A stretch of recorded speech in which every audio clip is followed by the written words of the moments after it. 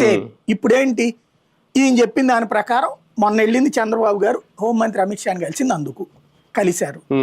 ఇప్పుడు హోంమంత్రి అడుగుంటారు నీకేం కావాలా, 29 గ్రామాలు కావాలా, మొత్తం కావాలా? ఇప్పుడు ఈయన చెప్పిన దాంట్లో ఆ కన్ఫ్యూజన్ అట్లాగే ఉంది. పెమసాని చెప్పింది ఆ కన్ఫ్యూజన్ ఏంటి, రాజధాని ఏది, ఎక్కడి నుంచి ఎక్కడి దాకా, విజయవాడ గుంటూరు ఇవన్నీ కలుపుతున్నారా? కలుపుతుంటే నన్ను అడిగితే అమరావతిలో ఇంకా భూ సమీకరణ అనవసరం, నువ్వు తీసుకెళ్ళి నూజివీడులో పెట్టాయా, చెప్పలేదు, నూజివీడులో పెట్టు, శుభ్రంగా ఆగిరిపల్లి దగ్గర బోల్డ్ అంత భూములు ఉన్నాయి అక్కడ కట్టు. ఏది ఇంటర్నేషనల్ క్రికెట్ స్టేడియం, ఎందుకంటే ఇప్పుడు కడతావు కదా నువ్వు NR ring road, NR ring road అట్టించి కట్టు, దాని ముందు నుంచి కట్టు, లేదా అక్కడ ఉన్న ఎన్ఆర్ రింగ్ రోడ్ పక్కనే పెట్టు.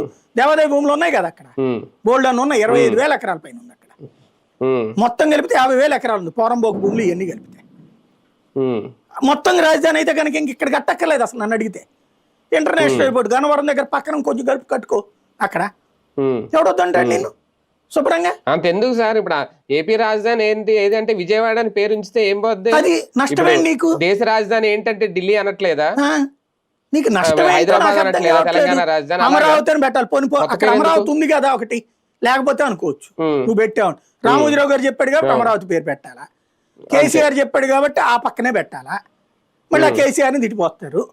అప్పుడు విజయవాడ అని పెడితే అప్పుడు ఎయిర్పోర్ట్ అవసరం ఉండదు, ఆ గన్నవరం ఎయిర్పోర్ట్ ని ఇంకా పెంచుకుంటే అయిపోద్ది, అన్నట్టు ఆ నూజివీడు ఇదంతా డెవలప్ అవుతుంది. అరే మొత్తం నోట్లో అంటే విజన్ అని ఉండేవాడు ఎవడన్నా ఉంటే ఇలాగే చేస్తారు. విజయవాడ గుంటూరు ఇవన్నీ కలిపేసేసి 80 లక్షల జనాభాతో కూడినటువంటి ఒక మహానగరాన్ని అనౌన్స్ చేసేసి డెవలప్మెంట్ అనేది ఈ ప్రాంతాలన్నింటికి విస్తరిస్తారు, కానీ ఒకే ఊళ్ళో కూర్చోబెడతారు మొత్తం.